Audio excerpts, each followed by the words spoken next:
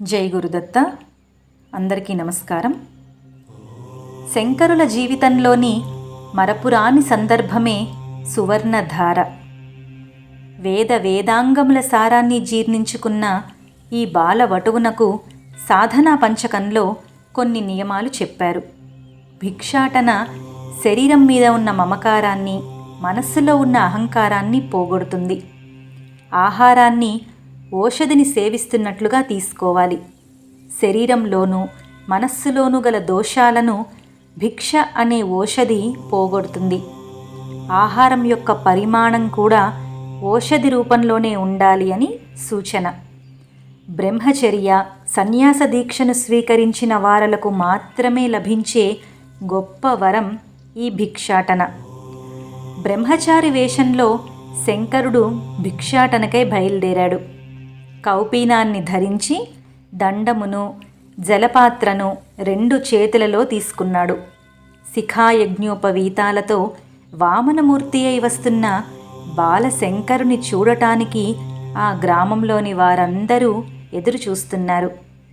బాలశంకరుడు ఒక పుణ్యాత్మురాలి ఇంటి ముందు నిలబడ్డాడు. భవతి భిక్షాందేహి అని జోలి చూపించాడు. ఆ ఇంటి ఇల్లాలు శంకరుని పిలుపు వింది. నేరుగా వచ్చి బాలశంకరుణ్ణి తనివి తీరా చూడటానికి యోగ్యమైనటువంటి వస్త్రధారణ కూడా లేని దారిద్ర్య స్థితిలో ఉంది. తాను తలుపు పక్కన నిలబడి దేదీప్యమాన బ్రహ్మ వర్చస్సుతో వెలిగిపోతున్న బాలశంకరుణ్ణి చూసింది. పిల్లవానికి పట్టెడు అన్నం పెట్టడానికి కూడా లేదు. దుఃఖం ముంచుకు వచ్చింది. కళ్ళ నిండా నీళ్లు నిలిచాయి. జీవితంలో మొదటిసారిగా తన యొక్క దారిద్ర్యం గురించి బాధపడింది. తనకు ఇంతటి కష్టం కలిగించినందులకు భగవంతుణ్ణి పలు విధాలుగా నిందించింది. అతి కష్టం మీద తన యొక్క దుఃఖాన్ని మింగుకొని బ్రహ్మచారితో, నాయనా, ఇంటిలో తినటానికి వస్తువులు ఏమీయూ ప్రస్తుతానికి కనిపించటం లేదు. క్షణకాలం నీవు నిరీక్షిస్తే నా పతిదేవులు వచ్చినప్పుడు ఏమైనా తినుబండారములను తీసుకొని రాగలరు అని దీనంగా తెలియజేసింది. శంకరుడు ఆ మాటను విన్నాడు. పేదరాలి ఇల్లంతా ఒక్కసారి చూశాడు. ఆ ఇంటిలో జ్యేష్ఠాదేవి నివసిస్తుంది అని ఆయనకు క్షణంలో అర్థమైపోయింది. ఆ పేదరాలి మీద బాలశంకరునికి అపారమైన జాలి వేసింది. కారుణ్యం ఉప్పొంగింది. ఆమె చేసిన నోములు, వ్రతాలు ఫలించాయి. ఆమె జన్మ ధన్యమైంది. పూర్వజన్మ పుణ్యవశం వలన తన ఇంటిలో ఒక ఉసిరికాయ ఉన్నట్లుగా ఆమెకు గుర్తుకొచ్చింది. వెంటనే ఆనందంతో దాన్ని తీసుకొని బాలశంకరుని జోలెలో వేసింది. తలుపు చాటున నిలబడిన దీనురాలైన ఆ భక్తురాలిని బాలశంకరుడు చూడకపోయినా ఆమె యొక్క దారిద్ర్య దశను గమనించాడు. వెంటనే శ్రీ మహాలక్ష్మిని త్రికరణ శుద్ధిగా ప్రార్థించాడు. ఆ బ్రాహ్మణ స్త్రీని అనుగ్రహించమని కనకధారా స్తుతి చేశాడు. 18 శ్లోకములతో అర్థించాడు. స్వార్థం కొరకు కాకుండా పరోపకారం కొరకు చేసిన ఎట్లాంటి పనైనా సత్ఫలితాలను ఇస్తుంది. శ్రీ మహాలక్ష్మీదేవి శంకరులకు మాత్రమే దర్శనాన్ని ఇచ్చింది. బ్రాహ్మణ యువతి యొక్క దారిద్ర్య కారణాన్ని తెలియజేసింది. నాయనా, నీ మనస్సులోని కోరిక నాకు తెలిసింది. కానీ ఈ దంపతులు పూర్వజన్మలో ఎట్టి శుభకర్మలు, దాన ధర్మాలు చేయలేదు. మంచి పనులు చేయని వారికి నా అనుగ్రహం ఎలా కలుగుతుంది? వీరికి సంపదలు ఏ విధంగా ఇయ్యగలను అంది. అమ్మా, నాకిప్పుడే ఉసిరికాయను భిక్షగా ఇచ్చింది కదా. ఈ చిన్న దానాన్ని నువ్వు గ్రహించి బ్రాహ్మణ దంపతులను ఆశీర్వదించి అనుగ్రహించాలి అని శంకరులు లక్ష్మీదేవితో అన్నారు. బాలవటువు మాటలు లక్ష్మీదేవిని సంతోషపరిచాయి. ఆమె యొక్క కారుణ్యపు చూపులు కనకధారగా మారిపోయాయి. ఆమె ఇల్లు, వాకిలి మొత్తం బంగారు ఉసిరికాయలతో నిండిపోయింది. కనక వర్షం ఒక్క క్షణకాలం వర్షించింది. ఆ పేదరాలు ధనవంతురాలైపోయింది. 2 చేతులు జోడించి బాలశంకరునికి నమస్కరించింది. శంకరులు నిర్వికారంగా ముందుకు వెళ్ళిపోయారు. శంకరులు చేసిన లక్ష్మీ స్తుతిని కనకధారాస్తవం అని పండితులు నామకరణం చేశారు. ఈ స్తోత్రాన్ని నిత్యం పారాయణ చేస్తే కనక వర్షం కురుస్తుంది. ఆర్థికపరమైన కష్టములలో ఉన్నవారు 40 రోజులు ప్రతిరోజు ఉదయం పారాయణ చేస్తే వారి కష్టములు తీరిపోతాయి. ఇది అక్షర సత్యం, అనేక మంది యొక్క అనుభవ సారం. బాలశంకరుని మాటలలోని శక్తి చాలా గొప్పది. శంకరులు మొదటిసారిగా కోరిన కోరిక ఇది. ఆ వయస్సులో ఆకలి బాధ తెలుస్తుంది, కానీ ధన సంపాదనలోని కష్టం తెలియదు. ఇల్లాలు అన్నం లేక బాధపడుతోంది. వెంటనే ధనం కలవారు ఎవరా అని ఆలోచించాడు. లక్ష్మీదేవి స్ఫురించింది. అమ్మవారు షోడశీ స్వరూపిణి. 16 శ్లోకములతో ఆమెను ప్రార్థించాడు. లక్ష్మీదేవి కరుణించి ఆ ఇల్లాలు చేసుకున్న పుణ్యానికి తగినంత ధనాన్ని ఇచ్చింది. ఈ స్తవంలో శంకరులు 2 ఉపదేశాలు చేస్తున్నారు. ధనం లేనివాడు ధనాన్ని ఏ విధంగా సంపాదించాలో తెలియజేశారు. పురుషాకారానికి దైవ బలం కూడా సహకరించాలి. దాన ధర్మాలు దైవ బలాన్ని పెంచుతాయి. ఆ ఇల్లాలు శంకరునికి ఉసిరికాయ దానం చేసింది. అది సత్పాత్రదానం. అందువల్ల 1000 రెట్లు ఫలితాలని ఇచ్చింది. దాన ధర్మాలు సత్పురుషులకు చెయ్యాలి అని తెలియజేశారు. అసాధారణ ప్రజ్ఞాపాటవాలు కలిగి సత్యమును ఎల్లవేళలా పలుకుతూ వేదాధ్యయన తత్పరుడైన సత్పురుషుడు ఆదేశిస్తే దేవతలు కూడా వెంటనే వరాలిస్తారు. శంకరుల తపశ్శక్తి లక్ష్మీదేవిని ఆనందపరిచింది. ఆదిశేషుని అవతారమైన పతంజలి మహర్షి యొక్క యోగ సూత్రములను అధ్యయనం చేసినవారు, కపిల మహర్షి యొక్క సాంఖ్య దర్శనమును, కణాద మహర్షి యొక్క వైశౌషికమును అధ్యయనం చేసిన వారు కూడా శంకరుల వాదములకు ముగ్ధులవుతున్నారు. నాస్తిక గ్రంథ సముదాయం యొక్క పరిస్థితిని ఏమి వర్ణించగలము అని పెద్దలు శంకరుని కీర్తించారు. బాధపడుతున్న వారిని చూసి జాలిపడటం, ఓదార్పు మాటలు చెప్పటం మాత్రమే మానవత్వం అనిపించుకోదు. సానుభూతి వాక్యాలు మానసిక దౌర్బల్యాన్ని పెంచుతాయి. వాటి వల్ల వచ్చిన కష్టం మంచులా కరిగిపోదు. శక్తి ఉన్నవాడు పొట్ట నిండా అన్నం పెట్టాలి. శంకరునికి ఎంత శక్తి ఉందో అంత శక్తిని చూపించి ఆ ఇల్లాలిని ఆదుకున్నాడు. సమాజ సేవ ఏ విధంగా చేయాలో ఇతరులకు బోధించాడు అని ఆ గ్రామ ప్రజలందరూ శంకరుని గొప్పతనాన్ని పలు విధాలుగా కీర్తించారు. ఆనాడు శంకరుడు మరొక ఇంటికి మధుకరానికి వెళ్ళలేదు. జరిగిన దానిని తలుచుకొని లక్ష్మీదేవికి మనస్సులోనే అభినందనలు తెలిపారు. శంకరుల జీవితంలో తనకు ఇది కావాలి అడిగినది ఈ సంఘటన మాత్రమే. శంకరుల జీవితంలో తనకు ఇది కావాలి అని అడిగినది ఈ సంఘటన మాత్రమే.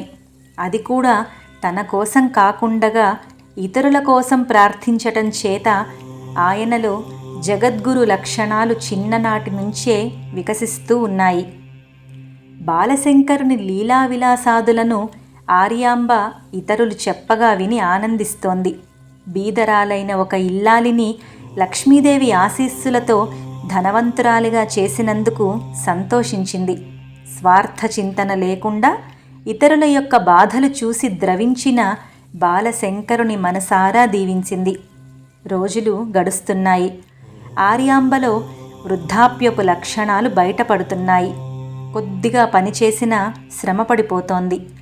గృహకృత్యములు చేసుకోవటం కూడా కష్టంగానే ఉంటోంది. బాలశంకరుడు ఇంటిలో ఉన్నంత వరకు తల్లికి సహాయపడుతున్నాడు. ఇతర పండితులతో శాస్త్ర చర్చ చేయించినప్పుడు, విద్యార్థులు వచ్చి తన సందేహాలను నివృత్తి చేసుకొన్నప్పుడు మాత్రము తల్లిని వదిలి ఉంటున్నాడు. మిగిలిన సమయమంతా తల్లి దగ్గర మాత్రమే ఉంటున్నాడు. వేసవికాలం వచ్చింది. చెరువులలోనూ బావులలోనూ గల నీటి జలలు తగ్గిపోతున్నాయి. చెరువు నీరు గృహకృత్యాలకు మాత్రం వాడుతున్నారు. మంచినీరు, తాగునీరు గ్రామంలో దొరకటం కష్టంగా ఉంది. కొద్ది దూరంలో ఉన్న పూర్ణానదే అందరి దాహార్తిని తీరుస్తోంది. గ్రామస్తులందరూ ప్రాతకాలంలో పూర్ణానదికి వెళ్ళి స్నాన జపాదులు నిర్వర్తించుకొని ఇంటికి వెళ్తున్నారు. ఆర్యాంబ కూడా ప్రతిరోజు ఉదయాన పూర్ణానదికి వెళ్ళి మంచినీళ్లు తీసుకొని వచ్చేది. కానీ ఒకరోజు కొద్దిగా ఆలస్యమైంది. మిట్ట మధ్యాహ్న సమయంలో నది స్నానానికి బయలుదేరింది. ఎండ నిప్పులు చెరుగుతోంది. పూర్ణానది నుండి బిందెడు మంచినీళ్లు తెచ్చుకుందామని ఆర్యాంబ బయలుదేరింది. గ్రామంలోని వారందరితో కలిసి పూర్ణానది ప్రాంతానికి చేరుకుంది. గ్రామానికి దగ్గరలోనే పూర్ణానది ప్రవహిస్తోంది. పూర్ణానది తీరానికి వెళ్ళు మార్గమంతా ఇసుకతో ఉంటుంది. వర్షాకాలంలో ఆ దారి అందరికీ దగ్గరలో ఉంటుంది. వేసవి కాలంలోనే కొంచెం కష్టంగా ఉంటుంది. ఆర్యాంబ మాత ఇసుకలో నడుస్తోంది. వృద్ధాప్యం వల్ల వేగంగా నడవలేకపోతోంది. శరీరం తొందరగా అలసిపోతోంది. ఎండ వేడికి తల మాడిపోతోంది. దాహంతో గొంతు ఎండిపోతోంది. అతి కష్టం మీద కొద్ది దూరం వెళ్ళి నడవలేక కళ్ళు తిరిగి ఇసుకలోనే సొమ్మసిల్లి పడిపోయింది. ఆర్యాంబాదేవి ఆ గ్రామంలోని ప్రజలందరికీ తల్లి లాంటిది. శంకరుని మేధా సంపత్తిని, వాక్చమత్కారాలను, శాస్త్రవాద పటిమను గుర్తించిన వారందరూ ఆర్యాంబాదేవి యొక్క అదృష్టాన్ని పొగుడుతూ ఉన్నారు. అందులో ఒక పుణ్యాత్ముడు ఆర్యాంబను చూశాడు. నది ఒడ్డున నీటి బిందెతో నీరసంగా మూలుగుతున్న ఆర్యాంబను చూసిన వెంటనే అతని గుండె చలించిపోయింది. చల్లని నీటి బిందువులను ఆమె యొక్క ముఖం మీద చల్లాడు. ఉత్తరీయాన్ని విసనకర్రగా చేసి ఆమెకు చల్లని గాలి తగిలే విధంగా సేవలు చేశాడు.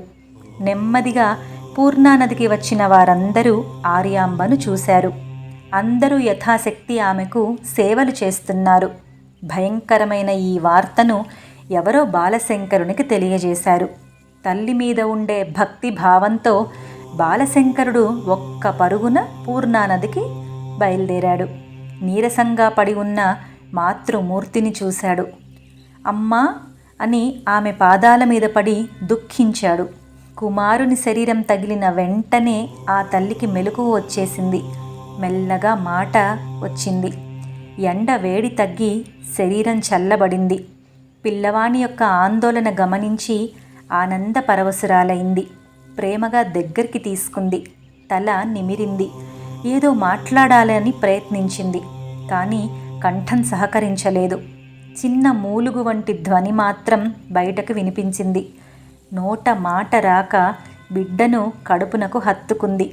ముద్దులు పెట్టి బుగ్గలు గిల్లి పరవశించింది. బాలశంకరుడు తల్లిని పలు విధాలుగా ఓదార్చాడు. పూర్ణానది వరకు నడిచి వెళ్ళలేవు అన్నాడు. నీకు కావలసిన మంచినీరు నేనే తీసుకొని వస్తాను అన్నాడు. వృద్ధాప్యంలో తగిన జాగ్రత్తలు తీసుకోవాలి. నేను నీకు అన్ని విధాల సహాయంగా ఉంటాను అన్నాడు. పిల్లవాని మాటలు విని తల్లి ఆనందపడిపోయింది. అక్కడికి చేరిన వారందరూ కలిసి ఆర్యాంబను ఇంటికి చేర్చారు. స్వయంగా బాలశంకరుడే అన్ని సపర్యలు చేస్తున్నాడు. మంచి నీరు అందిస్తున్నాడు. విసనకర్రను తీసుకొని విసురుతున్నాడు. ఆర్యాంబకు విశ్రాంతి లభించింది.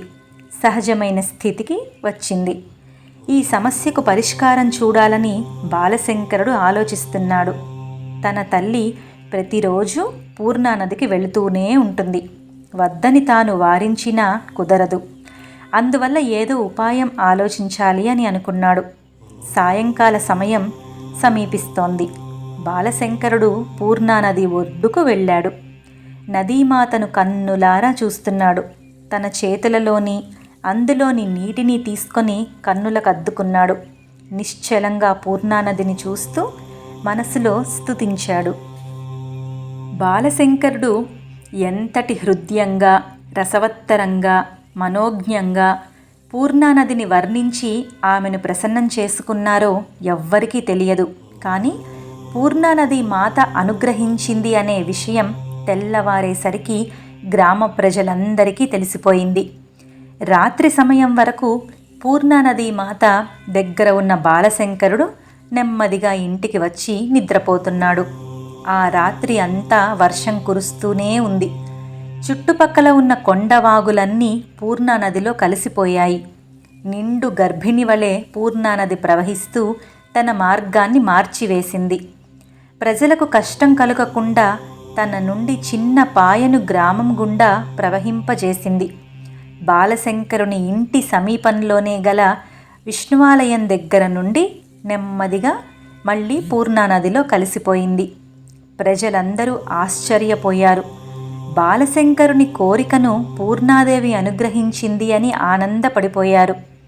గంగాదేవి శ్రీ మహావిష్ణువును ఆశ్రయించినట్లుగా పూర్ణానది మాత విష్ణు ఆలయం గుండా ప్రవహించింది అని అందరూ ఆనందించారు.